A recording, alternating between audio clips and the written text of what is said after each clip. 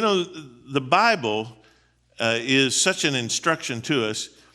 And there's one verse in the Bible that if you follow this verse, you will never have problems in marriage. I mean, just one verse. You ready? It's 1 Corinthians chapter 7, verse 1. Here, I quote from the NIV, "It's good for a man not to marry a woman." Now, if you follow that verse, you'll never have marital problems. That's right.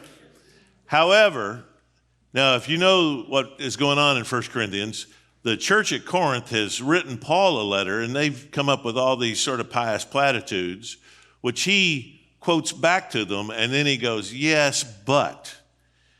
And there's truth in what you're saying. And Paul, of course, was a single man, and he believed in the value of single life, but he also knew that that is not God's plan or gift for everyone, that for most people, they ought to be married. And so he answers that. You go on and read the rest of it in context, and you'll see Paul goes, "Yeah, but that's just not what God has for most people. That's only for those to whom he gives a certain gift and calling. And if you are married, here's the way you ought to be married." That's what 1 Corinthians 7 is largely about.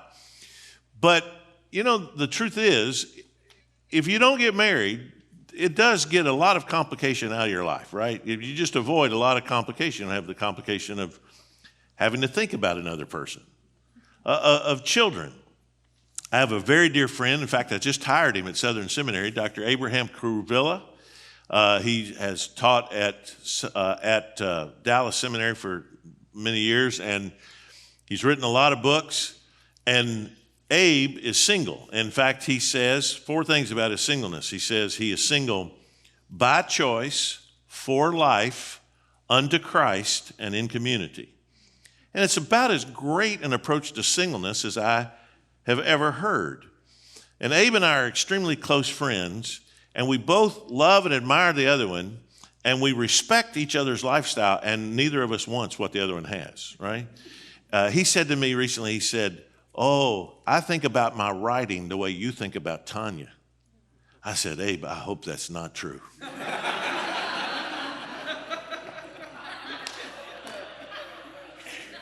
"Oh," he says, "it is." He says, "When I'm away, like I'm having to do other things, I long to be with my writing. I long to be." I said, "You are one sick man." I don't get it. I don't get it. There's certain things I enjoy doing too, but I don't think about anything the way I think about Tanya. I want to be with her. But here's the reality. My life has a lot of blessings that Abraham Kuruvilla will never know. He won't know children. He's a lifelong celibate. He'll never know the joy of children. He'll never know the joy of sex. He'll never know the joy of growing because someone else forces you to in the same way. And he knows that. I, on the other hand, I've got complications in my life that he doesn't have, right? So let's all admit that marriage adds complication to our lives. But, man, the benefits it comes with. Now, here's the reality. If you're married, that ship has sailed. It's not even something you don't lust after it, don't long for it. God has put you together. There's another verse I want to share with you. And I love this verse. It's from the book of Proverbs, chapter 14, verse 4. And here it is. "Where there are no oxen, the stall is clean. But abundant crops come by the strength of the ox." Now, that's as great a verse on marriage as I've ever heard. And you might be scratching your head going, "Now what?" Let me say it again. Think about it. "Where there are no oxen, the stall is clean. But abundance of crops comes with the strength of the ox." You know what that means? Let's just break it down. What it means is, if you want a clean stall, don't get an ox. Because if you have an ox and you put it in a stall, you know what else is going to be in that stall? Manure, right? Poop, lots of it. You want a clean stall. If that's your goal in life, to have a clean stall, don't ever get an ox. But you know what else you won't have? You won't have the abundance of crops. You only have what you can do. If you can pull that plow, pull it. But if you want to be more productive, you're going to need an ox, and with the ox comes manure. If you want an abundance of crops, you're going to have oxen.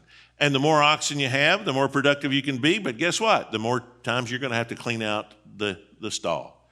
Now, that's a great verse about marriage because it is precisely the way marriage works. If you want the benefits and the joys of marriage, that is great, and there are so many. But there comes problems, and you're going to constantly have to be working on the problems. Now, here's the thing. It's worth it. It is worth it. I know Satan comes along, and he tries to tempt us and say, oh, it's not worth it. It's not worth it. Just walk out. And I will confess to you, I'm not exaggerating when I tell you, I've been married to Tanya for 40 years, and at no time in 40 years have I ever compared another woman favorably to Tanya. There's no time I've ever looked at another woman and wished Tanya was more like her, ever. To me, she's the pinnacle of womanhood. I think she's just it. Everything about her is to me better than any other woman I've ever met. I hope you husbands feel that way about your wives. But I do feel that way about mine. I've never thought, oh, I wish Tanya was more like her. But I tell you what I have wished, to be alone. I've not lusted after other women in the same way, or like, oh, I wish I were married to her, or I wish I could be with her. I have lusted after aloneness. I've just wanted to say, I don't need this. I'd rather be alone. And there is a self-centeredness and a selfishness in that. And you couple that with the natural human tendency to lust and all that. It's easy for married couples to spend a lot of their times thinking about what if I didn't have to deal with all the manure in the stall? What if I had a better ox? And both things, whether Satan is tempting you toward aloneness or Satan is tempting you toward another person, both things are out of the will of God for you if you're married. He's put you together with the person you're with, and he's done it for a reason. So we've got to understand the incredible benefit of marriage that God has given us. Statistically speaking, married people are, again, I'm just going by statistics. This isn't, it's not inviolate, but married people are typically more successful. They are healthier. They live longer. They're happier. They make more money. They have more sex. They live longer. I mean, they're just, especially males, there are a lot of benefits to marriage, but with it, you're going to have to adopt strategies to deal with all the tough stuff, the problems, the challenges that come. So I'm going to give you some tips. And these are just sort of random things that Tanya and I have learned through the years and we've come up with. And if you will adopt these as strategies of dealing with the manure in the stalls, all right, it'll help you in the way that you approach your marriage. Number one, manage your expectations of your spouse and marriage. Manage your expectations of your spouse and marriage. You know what I mean by manage? I mean lower them. Lower your expectations. We are conditioned by Hollywood and romance novels and our own fantasies and pornography and everything else to have expectations of marriage that marriage, first of all, cannot meet, nor secondly, nor was marriage ever designed to meet those things. That's not God's plan. That's not God's design or the way it works. You've got to give up on your quest for the perfect marriage and putting all these expectations on your spouse, that your spouse is going to be perfectly understanding, or your spouse is always going to be in the mood for sex when you are, or your spouse is going to always agree with you on the way to parent your children.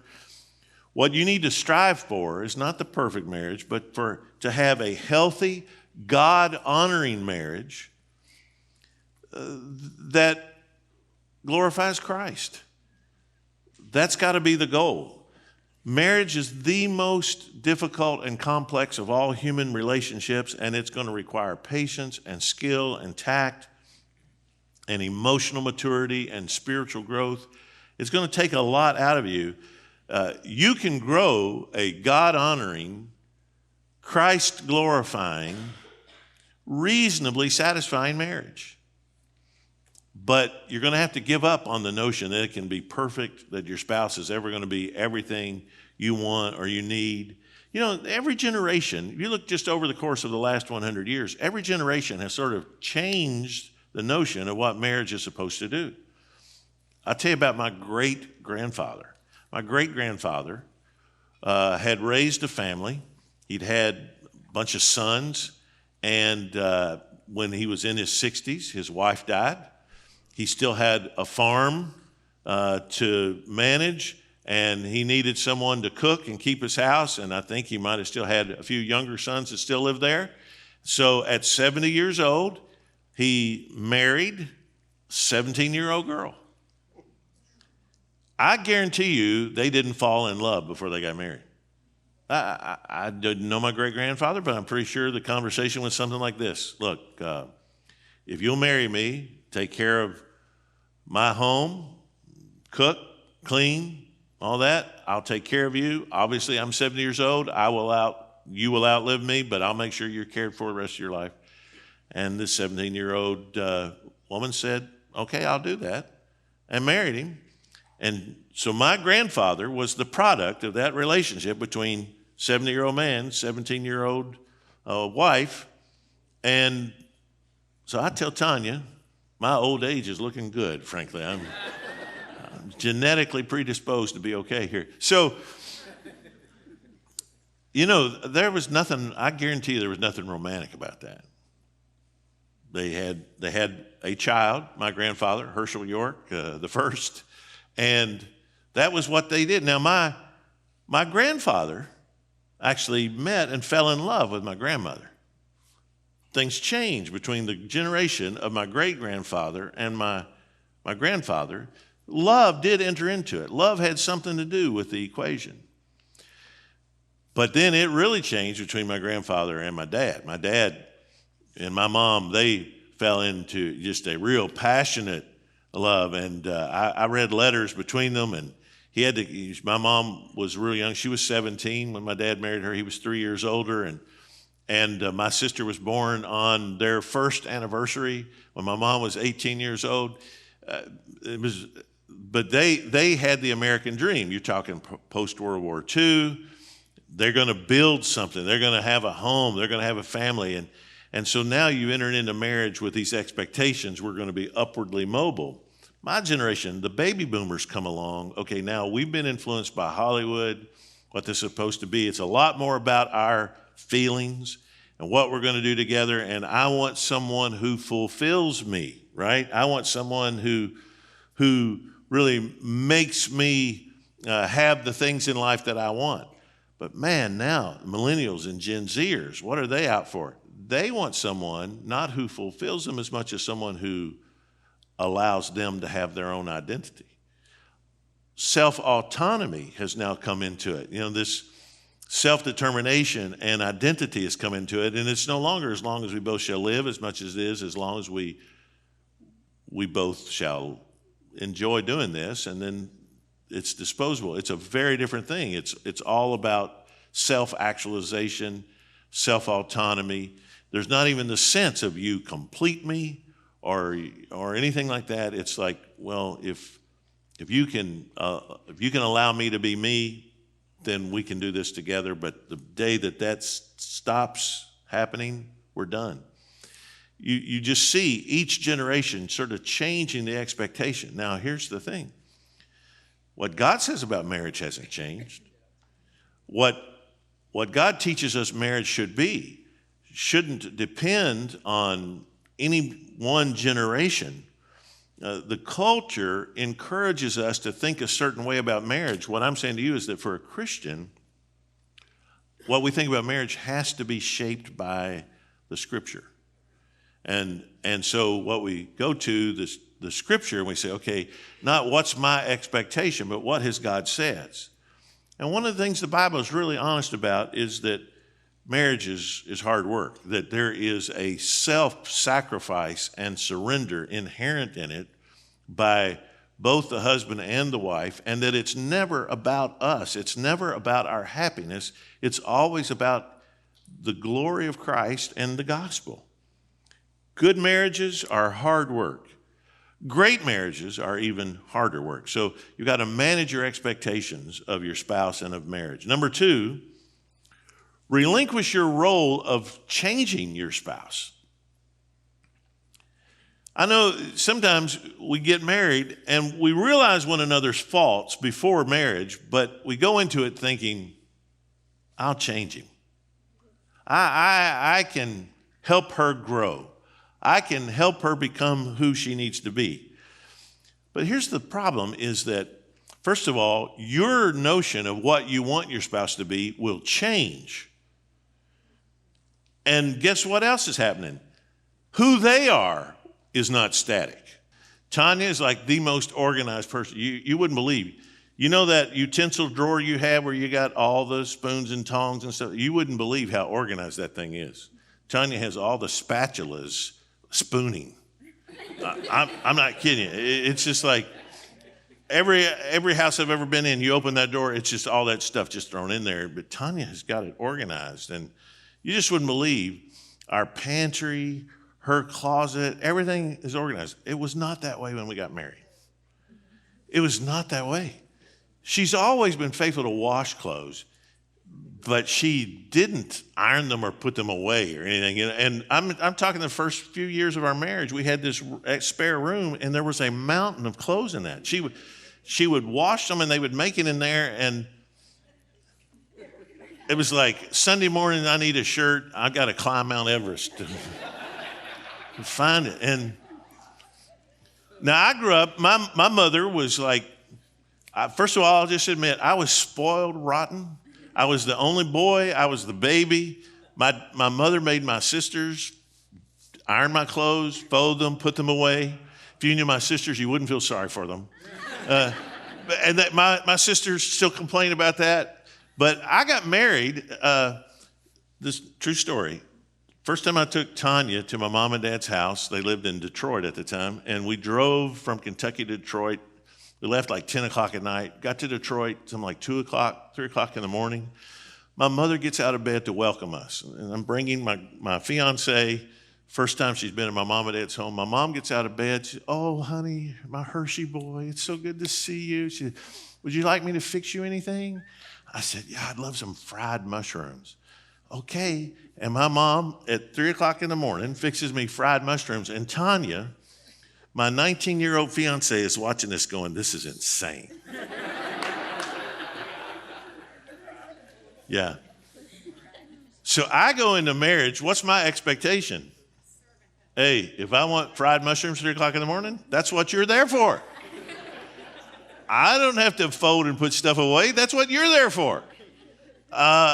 And so I go into with this expectation, and she's going into not thinking that. And here it started, the push. And I'm telling, this lasted for several years. I would come in, and we had kids pretty quickly. We got married in 81. Michael was born in 83.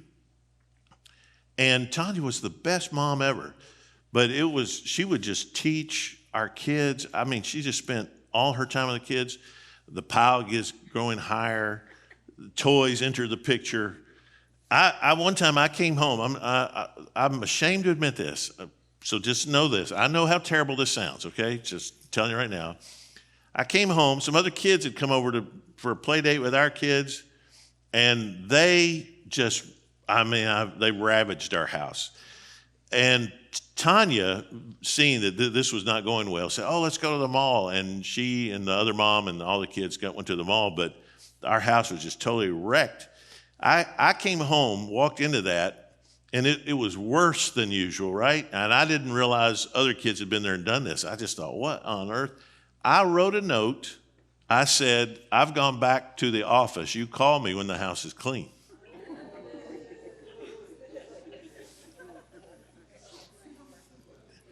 And I'm going to tell you, I'm feeling judged.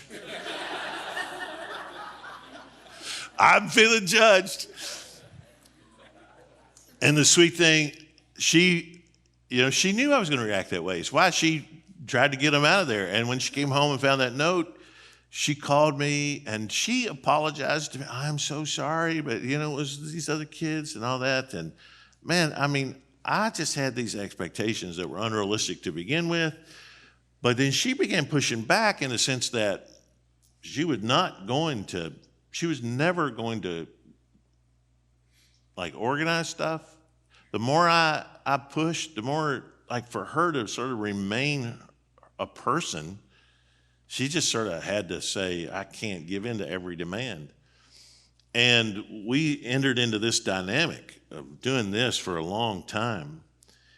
Really, it was about, maybe 5 or 6 years in. We actually went to see a Christian counselor who told us both stuff we already knew but needed to hear. Just like, I'm probably not going to tell you anything new that you've not heard or you don't know, but you need to hear it again. And more than hearing it, you need to do it. That's what I had. This counselor looked at me and asked me, he said, why does this bother you so much? And I said, I'm always worried someone from church is going to stop by and they're going to see this and they're going to think badly of her. By that time, we had a second child. And this counselor looked at me and she said, okay, you've got 2 toddlers, right? I said, yes.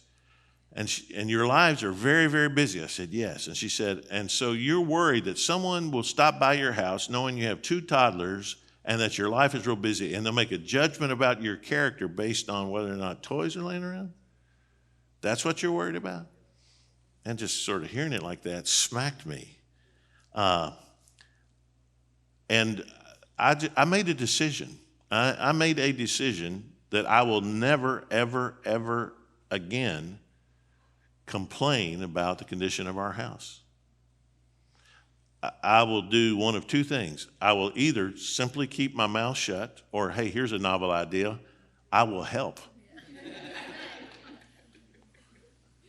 And you know what? What happened? When I made that unilateral decision, I'm going to quit being a grouse. I'm going to quit being a jerk and quit complaining about this. At the very least, I'm going to be quiet, and I'm going to try and be a help. Guess what started happening in our home? Mount Everest eroded. It was like, it was gone.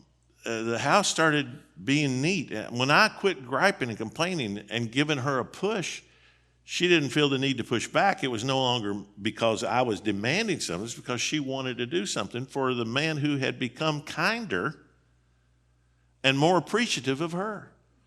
And I've seen that. I could tell that story 100 times in many different ways through our marriage, that there's been this push. And when we have figured out to quit pushing and say, okay, how can we help? How can we bless? How can we encourage? That the problem typically takes care of itself. Make it to your goal to be the kind of spouse you should be, instead of hoping your spouse will be the kind of spouse he or she should be. Make it about you, all right? Make it about what you do. Relinquish your role of changing your spouse. Number 3, lavish praise and affection. Lavish praise and affection. There are some people who just find it hard to ever compliment or praise or say good things. Maybe you grew up in a home where they just didn't do that. My dad was a pastor, and my mother is wonderful in many, many ways, but my dad died saying that he could count on one hand the times my mom told him he preached a good sermon. My mother is just not that person.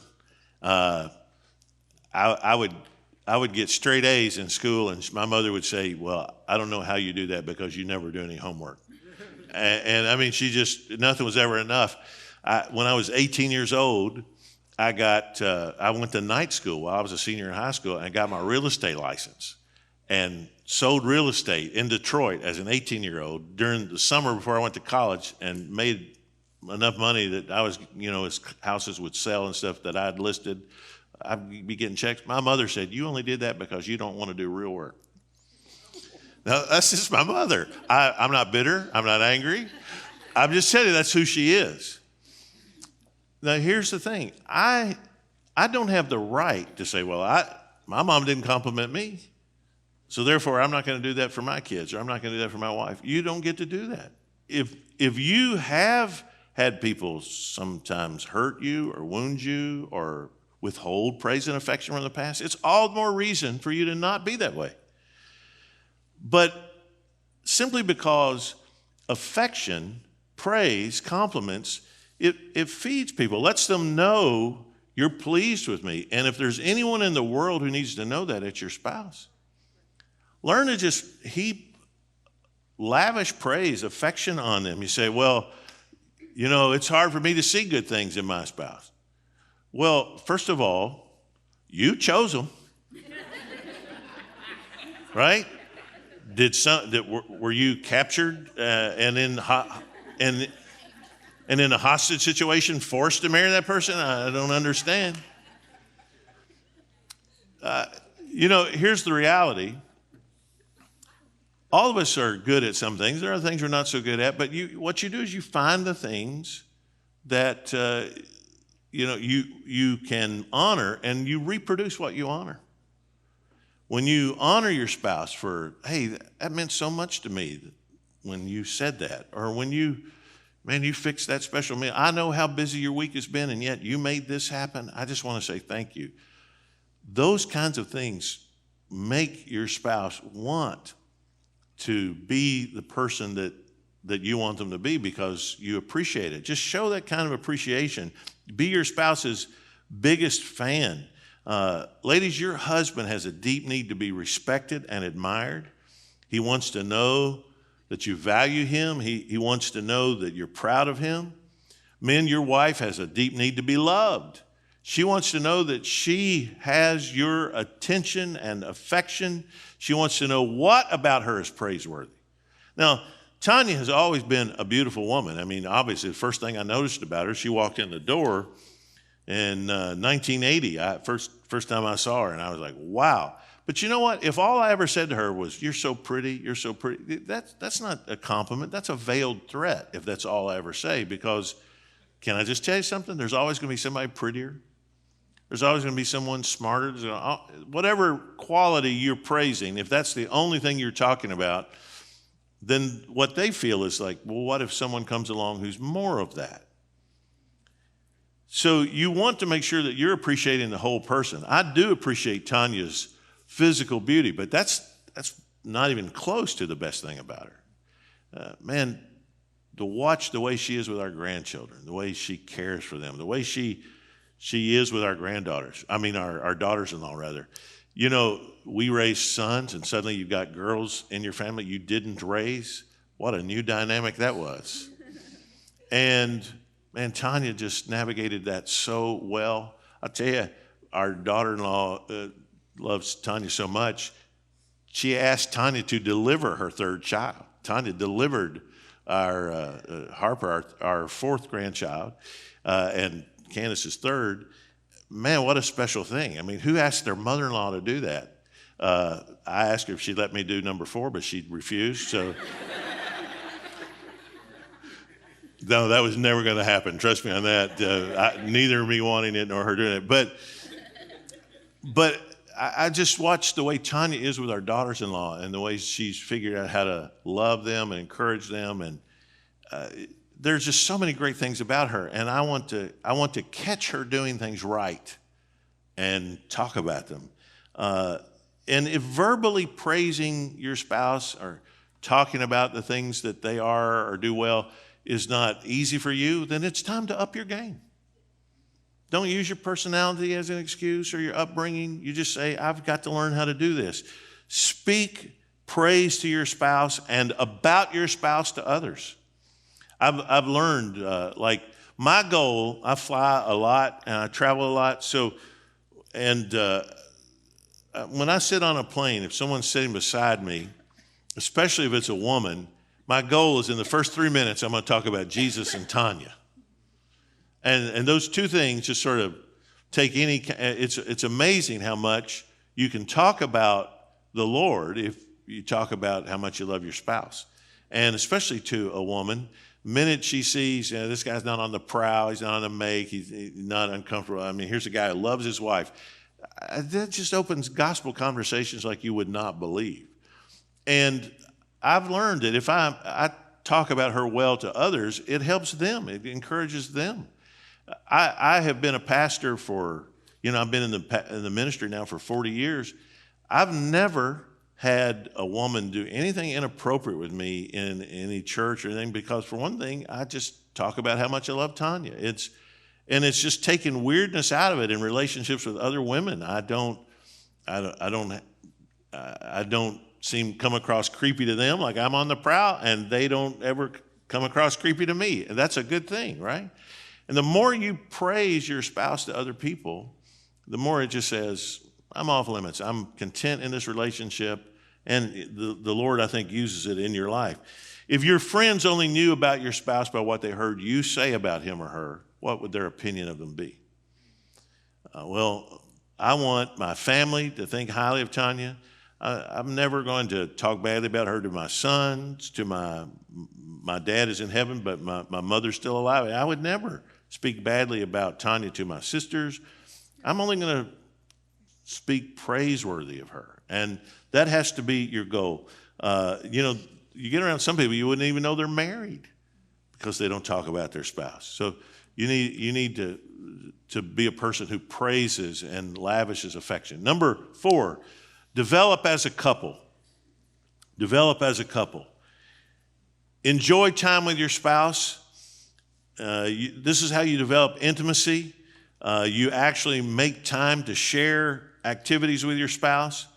Think of it, there are 3 areas. You're different people and you have different interests and different likes perhaps, but think of it this way. First of all, you have common ground. These are the things that both of you like to do and you like to do together. Maybe it's sort of things you did while you were dating or courting or engaged.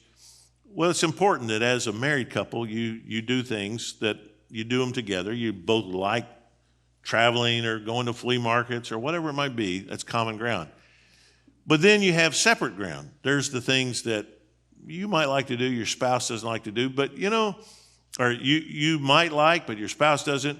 It's important that sometimes you cross over and do the things that your spouse enjoys, even if you don't, and you do it without this look on your face, right?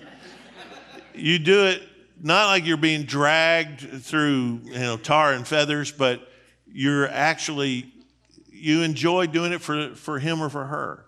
And then, thirdly, there's new ground. There are things that maybe you've never done before, but you try. Tanya has been so great at she comes to enjoy the things that I like. You don't have iridium satellites anymore. It used to be these low orbit satellites, and they did what they were called iridium flares. In their orbit, when you're in darkness, it's night, but the satellites were still in the sun's rays above, you could see them. And there was a website you could plot when iridium satellites were going overhead, and I'd get up 4 o'clock in the morning to go out and see iridium flares. Now, the only thing up there that you can see is the International Space Station. And guess what? This week, Tanya and I found ourselves going outside to watch the International Space Station go overhead. We do this frequently. I'm a geek about that. And man, Tanya got into it more than I did. So now she watches the launches and reentries and all that stuff. And it's just an interest we've gained together. We've learned to find not just common ground and not to have only separate ground, but to find new ground. All right? Number 5, provide a peaceful place. Last night I talked about serenity. And you're putting aside all wrath and clamor and anger and bitterness and all that. Well, in the same way here, I'm saying you need to make sure that you make your home a place of peace. If your home is characterized by anger, loud voices raised in frustration, you just need to figure out a way to tone this down. You got to grow up, be adults, figure a way to... It's impossible to not have disagreements. You're going to have disagreements. You're going to have different ways of looking at things. But there's no excuse for talking in demeaning and belittling ways. You have to figure out how to provide a place of peace. Would you say your house is stress-inducing or stress-reducing? Man, I've learned that if I come home to a place of joy and peace, I can handle anything out in the world. Stuff can go bad at church, at the seminary, in my life. But if when I come home, I know I'm going to be loved and welcomed and sheltered and cared for, and I'm going to give that in return, then I can handle all this stuff. But think about the opposite. If your home is a place of stress and pressure and anger and hostility and bitterness, it really doesn't matter how good things out there are. You can be selling more real estate than anybody. You can be climbing the corporate ladder and CEO of a Fortune 500 company. But if you're coming home to a place that produces stress and anger, hostility and bitterness, it just makes everything else hollow. So you need to have the conversation with each other to say, okay, how can we have team effort? Let's change the tone. Welcome to the number one argument in our marriage, is my tone. Tanya grew up in a dysfunctional, sort of abusive situation that when her dad had a certain tone, it meant you better duck. I grew up, my dad expressed frustration, but he was always sweet and kind, and it didn't bother me. He'd go, Dad did Christian cussing. Great day in the morning, Herschel. You know, that kind of stuff. I never heard my dad cuss, ever, but he would do that, and he was speaking that tone. So Tanya and I get married, I get aggravated, and I said, great day in the morning, Tanya. Oh, her reaction was just like, to me, that's great. Wow. All I did was use that tone. I couldn't appreciate that, that tone in her home meant something else. And I don't get to say, well, just deal with it, put up with it. No, I had to learn how to change my tone. And when we disagree and argue, we've got to do that with the right tone. Sometimes the best thing you can do, hey, here's again another novel idea, shut up. You don't have to say everything you think. And I know there are those people, in the name of being honest, they just talk too much, right? Well, that's just who I am. I just got to say what I think. No, you don't. You really don't. The world will keep spinning and go just fine if you keep that thought to yourself. You don't have to notice everything. Don't be a person who picks and nags. And by the way, I know the popular narrative has been women do that. I want to tell you, men are every bit as bad at nagging as any woman. We all just want our way. And you've got to learn how to surrender that. Provide a peaceful place. Number 6, assign high priority to your marriage. Assign high priority to your marriage. A lot of times we enter into this faulty thinking where we go, well, she knows how much I love her. You don't keep running once you've caught the bus, do you? As though, now that we're married, I don't have to work at this. Oh, he knows how much I value him. I don't really have to tell him that. I grew up in the country as a boy, and I had a good friend. They owned a dairy farm. And you know one other thing I learned? They could never go on vacation. You know why? Because cows have to be milked. Cows don't stay milked. You milk a cow, you got to come back a few hours later and milk that cow again. And the same thing is true in your marriage. A lot of times we think, well, I've done that. Last week, I remember I paid her a compliment. It was just last Tuesday. Okay, you've got to do it again. Marriage is continuing to make this effort, and you've got to get out of that faulty thinking. What you've got to do is study your spouses and get to know them at all stages of life. The woman I'm married to now is a very different person than the woman I married 40 years ago. And I'm a different person. You change with life. You change with stages of life. You change with stuff that happens to you. You go through the loss of a child together, you're going to be a different person. You go through cancer treatments and chemotherapy and having a radical mastectomy, and there's all kinds of things, a hysterectomy, prostate cancer. There's a lot of things that change who you are through the course of life. And what you've got to do is know, okay, what does my spouse need from me at this stage? How can I minister to him or to her now? And you've got to make sure that you study your spouse, all right? Number 7, supply suitable support. Supply suitable support. Men and women need support differently. Men often need silent support from their wives. A lot of times I'm under pressure of a deadline or something, and Tanya and I are not getting to spend a lot of time together. My study is upstairs at our house. It's in a big den, like a loft area. And if we're not getting to spend time together, you know what she'll do? She'll just come upstairs and sit on the couch in my study, and she'll read or do her work while I'm doing mine. It's what we call being in each other's orbit without being in each other's space.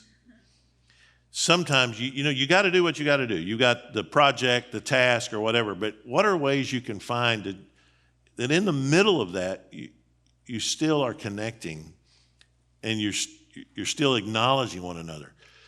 We live in Frankfort, Kentucky, which is 45 minutes away from Southern Seminary, where I'm the dean. I pastor a church in Frankfort, and I'm the dean at Southern. So a lot of my life is spent on I-64, really between Lexington, Frankfort, and Louisville. And there are days Tanya will say, look, I'm going to ride over to Louisville with you today so I can be with you in the car. She takes the day to ride over there with me, does shopping or whatever she needs to do during the day, and then we ride home together that night. I go preach someplace. She doesn't have to go, but she'll go along with me just to be in the car with me. We get several hours together that we otherwise wouldn't get. She makes that happen. There are times, we had COVID in January, and Tanya suffered from a bit of she still suffers from a bit of a brain fog. I'm not making this up. She really does. And she'll tell you about it. And yet she had speaking engagements already lined up. And the challenge of focusing to prepare what she's saying while suffering these long haul effects from COVID has been really tough. She spoke in March, and again, you're talking 2 months after having COVID, and I would come home every day. She's in there in her study. I'm talking 14 hours a day. She was studying for this event she was doing for the Kentucky Baptist Convention. Have you ever seen the movie The Shining? There's that scene where Shelley Duvall, Jack Nicholson, her husband, is like a writer, and he's been feverishly working on this project alone in this thing, and she wonders how he's doing on it. And one day while he's not there in his office, she sneaks in and she looks at his manuscript, and it's like hundreds of pages, and all it says on every page hundreds of times is all work and no play makes Jack a dull boy. I felt like that's what Tanya was doing, man. I thought, oh no, I'm going to look at her notes. It's going to be all work and no play makes Tanya a dull girl.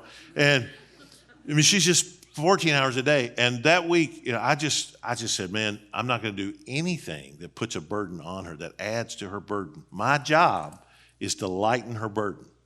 But you know what I figured out? That should be my goal every day. I don't want to do anything that's going to add to her burden. I want to be the guy that lightens her burden. So what's the appropriate way for me to show her suitable support? And it's not always a fixed thing. Sometimes like a wife will come home and she'll say, oh, my job is just so hard and the people I work with are so difficult. And here's a man, his response, well, quit. What? Just quit. I don't want to quit. Well, what do you want me to do? Instead of just listening and, she just needs to talk about it. She doesn't need a solution from you. If she asks for a solution, then give her one, but just listen, be kind. Ask your spouse how you can show helpful support and how you've demonstrated. All right, number 8, cultivate your communication. Cultivate your communication. This is mostly challenging, I think, to the husband. Not always, but you just talk in terms of the bell curve. Most men aren't as communicative as their wives. That can be different, obviously. But you ever notice how 2 guys communicate?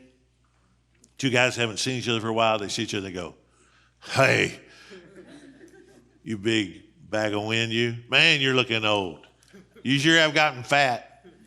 Yeah, well, this is the way guys do. They sort of insult each other. Can you imagine two women doing that?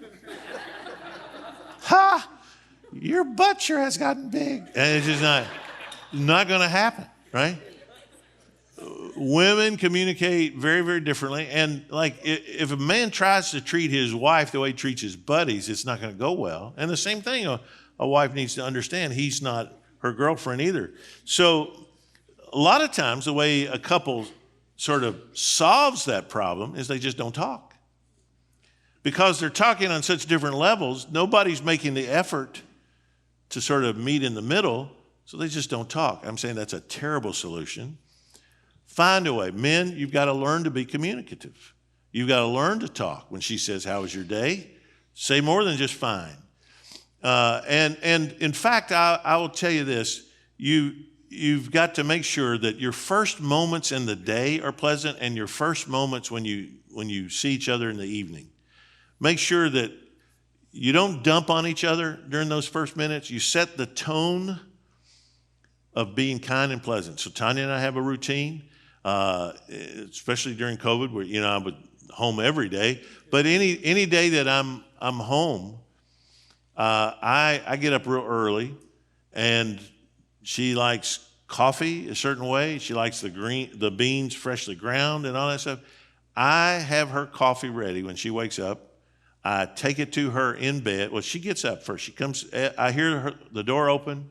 I'm upstairs at my desk, and she will come stand at the bottom of the stairs. I come down. We hug. We kiss. We greet one another. I say, go back to bed. I go get her coffee. I bring it to her. She has her devotions there in bed. Drink a cup of coffee. I go back to my desk. I holler down in a few minutes. Are you ready for a refill? She'll either say yes or no. I go get her a refill. I do everything I can to make those first moments of the day just pleasant and wonderful. And then when I come home at the end of the day, if I've been at the seminary or church or whatever, I don't care how frustrated I am. When I come in, I make it my goal to be happy. Years ago, I didn't understand this.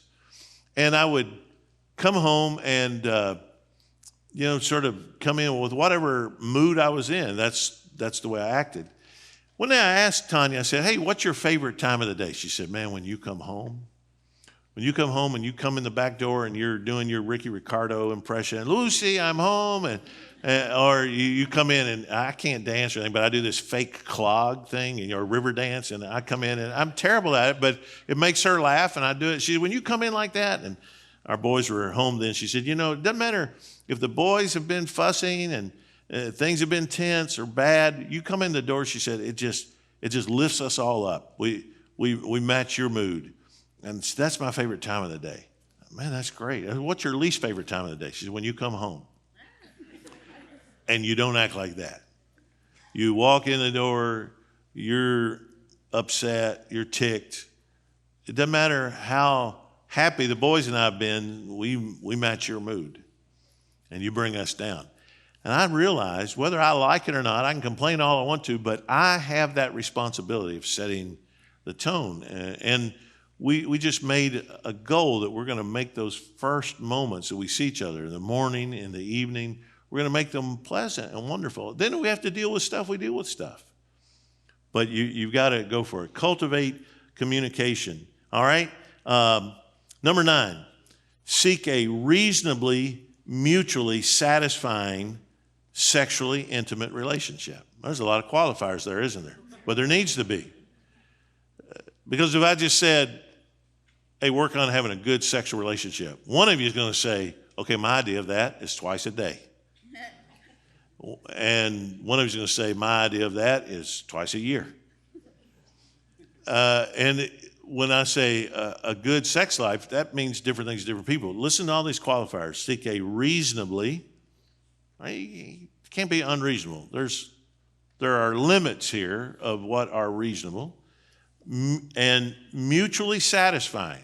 That means neither one of you should feel defrauded, neither one of you should feel used or abused. Satisfying, mutually satisfying, sexually intimate relationship. Notice I'm not saying sex relationship.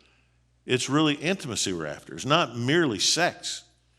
Any two human beings on some level can have sex, really, but intimacy is something that God has given to a husband and a wife that's very, very different. So you both come from different backgrounds, different levels of expectation, different levels of sexual desire.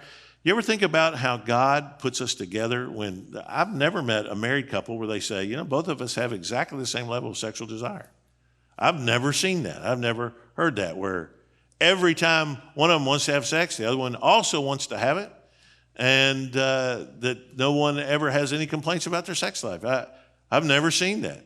Every couple, after a while, reaches a point where, and this is challenging. Somebody wants to have sex more than the other one, and somebody feels like it's unfair. Someone doesn't enjoy it as much as the other. There's all kinds of challenges here. What an opportunity for sanctification. And by the way, again, this changes as you go through life. What you are as a newlywed is very different from what you are 10 years in or 20 years in or 40 years in. Physical challenges come with. Again, hysterectomies, mastectomies, prostate cancer, all these things bring a bearing on your sex life, but they don't necessarily on your life of intimacy. Very different thing. So the sexual relationship is a tool of intimacy. The question is, how can we genuinely be intimate? She's not my sister. I'm not going to treat her like my sister. She's my wife, and I want there to be, I'm going to pat her on the butt. I'm going to do that. We're in the kitchen together. She walks by me.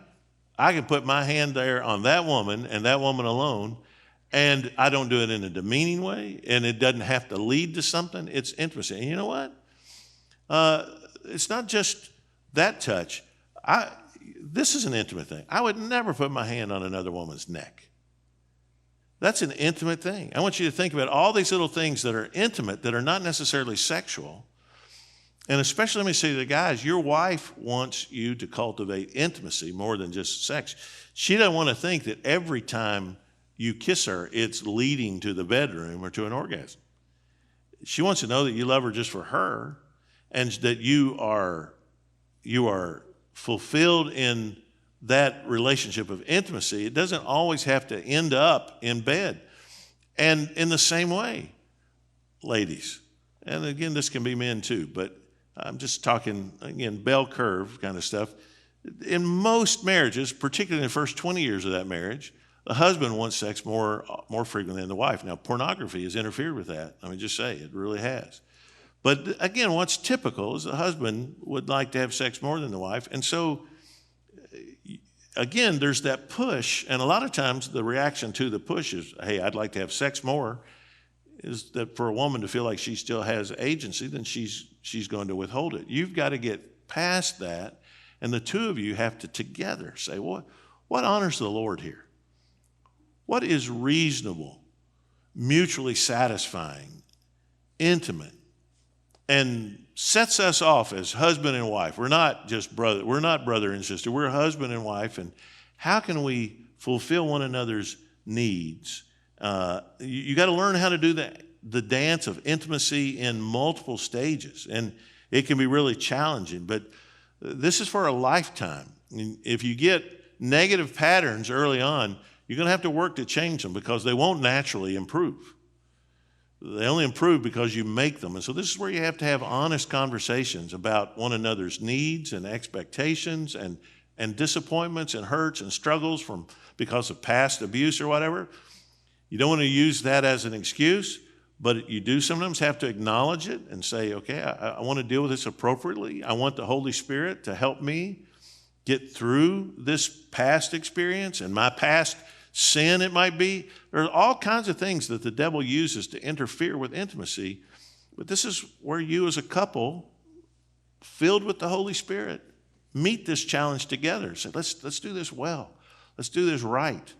And as your body changes and your level of desire changes and all kinds of things change through life, it's not that you still have sex with the same frequency or in the same way, but you still have the same goal of intimacy. That's the thing. And that's a God-honoring thing. I mean, again, you can read my commentary there on 1 Corinthians. I talk about this in great detail. This is God's plan, that he's not keeping sex from us, he's keeping sex for us. And within the context of marriage, this brings glory to him, glory to Christ, because it really does picture the intimacy between Christ and his church. So you want to do that right, you want to do it well. Number 10, remember the importance of little things. Remember the importance of little things. In other words, sweat the small stuff. Remember things like birthdays and anniversaries and special days. Tanya and I have special days. We made up our own holidays. Now, I'm not going to tell them to you because they would embarrass me. But, I want to have these memories with her. I want to cultivate things that we look forward to, things that we do together. Think of the ways to make days significant. Make mundane days matter. It's a good thing to enjoy the small things of life. 1 Corinthians chapter 13, verse 4, in that great chapter on love, verse 4 says, love is kind. And if you just make that a goal in your marriage, I'm going to be kind. How can I show kindness to her today? How can I show him kindness? Small acts over the course of your marriage make a difference. Doing things for your spouse that they can actually do for themselves. Taking out the trash. I hate taking out the trash. Tanya knows I hate taking out the trash. It's my job. But when I come home on Thursday afternoon and she goes, I've already taken out the trash. Honestly, it's just like this gift is given to me. I don't know why I hate such a small thing so much, but I do. It's my job. Don't ask her to do it. But when she does it, I take it as a gift. And, she could make her own coffee in the mornings. I could say, I don't drink coffee. You drink coffee. You make that coffee. But just that little act of kindness every day, when you really sweat the small stuff, it matters. Can I tell you something? I don't like a convertible. I'm deaf in my right ear. The wind of a convertible makes it even harder to hear. She loves a convertible. We go on vacation, we get a rental car, guess what we get? Convertible. Yesterday, we arrived here at the airport. I go over to the national counter, and she goes, hey, I've got a white convertible. Would you like that? I said, oh, I'd love that. So we're driving a convertible. When we leave here today, on the way back to the hotel, guess what we'll do? The top will be down. Why? Because she likes it. That matters to her. And whenever we do these things that I know, this wouldn't be her thing, she's doing it for me. Man, that's a gift. It's a gift. When your spouse sees the effort you're making to enter into their space and their world and do the things that matter to them, it's going to help. Success in marriage doesn't depend on finding the right person nearly as much as it does on being the right person. Your goal in marriage is not striving merely to be happy, but to paint the right picture of Christ and his church. That's the goal. And when you do that, Christ is glorified, other people are impacted.